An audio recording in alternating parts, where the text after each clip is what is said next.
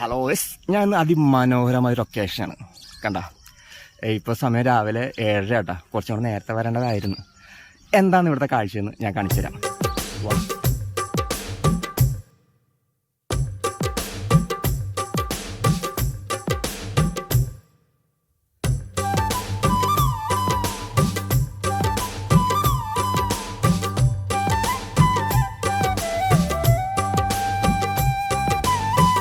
അമ്പാടി പയ്യുകൾ മേയും കാണാ തീരത്ത് അനുരാഗം മൂളും തത്തമ്മേ,